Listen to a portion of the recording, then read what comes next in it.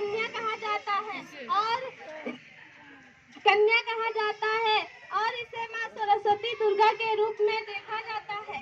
नवरात्रि के दिनों में साक्षात इसे घर घर में पूजा जाता है। तो फिर क्या हो गया है जो ये अपने अस्तित्व की लड़ाई लड़ रही है और अपने जीवन की भीख मांग रही है। बेटी तो घर की शान होती है, बेटी से ही घर में रोशनी होती है। तो आइए बेटियों के सम्मान में हम एक नाटक प्रस्तुत करने जा रहे हैं जिसका शीर्षक है बेटी बचाओ बेटी पढ़ाओ।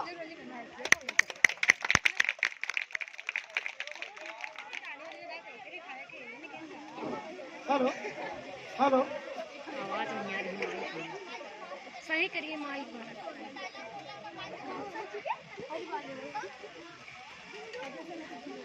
मीरा ओ मीरा, तूने मुन्ना को कहीं देखा है? पता नहीं सुबह सुबह कहाँ चला गया, कुछ खाया भी नहीं, दूध भी नहीं पिया और स्कूल जाने की तैयारी भी तो करनी है। नहीं माँ, मैंने तो मुन्ना को नहीं देखा। सुबह से मैं तो बर्तन ही धुल रही थी। माँ मेरा भी दाखिला स्कूल में करा दो ना माँ, मुझे पढ़ना लिखना बहुत अच्छा लगता है। ए छोरी, बड़ी आई पढ़ने लिखने वाली, घर का काम काज अच्छे से सीख ले, कोई आगे चलकर तेरे काम आएगी। पढ़ना लिखना तो लड़कों का काम है।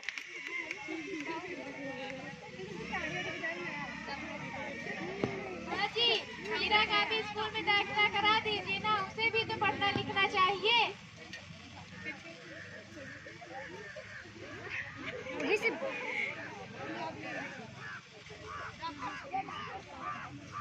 अरे क्या हो रहा है? कौन किसकी जगह पे ही संभाल रहा है?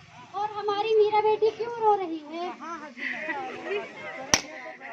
देखिए ना डॉक्टर दीदी, दादी मुझे स्कूल ही नहीं जाने देती है। कहते हैं तुझे पढ़ लिख कर क्या करना है, आगे चलकर चूल्हा चौका ही तो संभालना है। अरे यह तो बहुत गलत बात है। अरे यह तो बहुत गलत बात है। आजकल बेटियां तो क्या नहीं करती हैं। यह तो बहुत गलत बात है। अरे यह तो बहुत गलत है बात है माँ जी। आज समाज बहुत आगे बढ़ गया है। आज बेटियां पढ़ लिख कर क्या नहीं करती हैं। आज बेटियां पढ़ लिख कर क्या नहीं करती हैं। हाँ, मीरा को पढ़ाई। मैं भी तो यही बोल रही थी, पर मेरी यहाँ सुनता कौन है।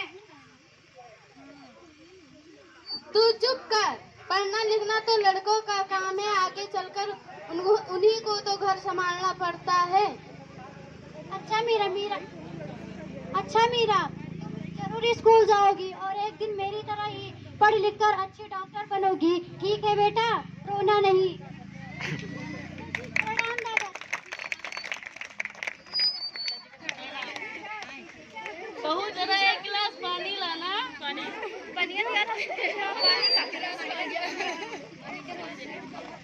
मैं सूरज का दिया वहाँ लाई बाबूजी, लीजिए।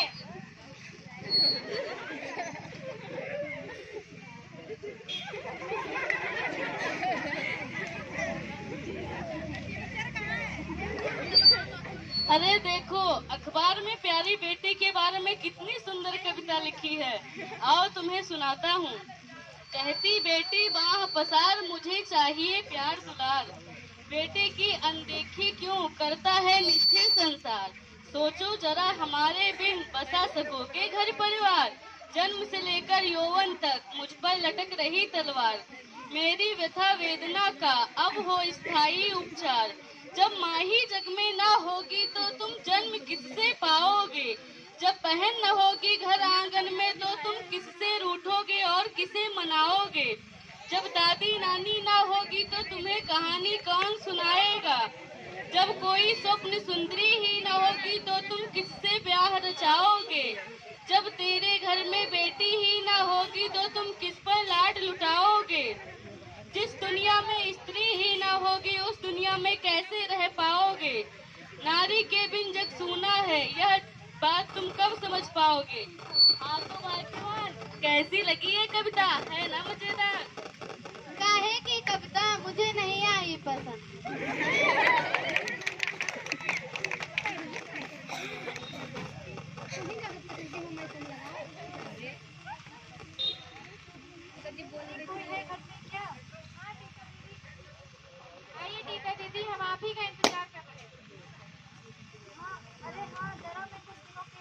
बाहर चली गई थी, इसलिए यहाँ नहीं आ पाई।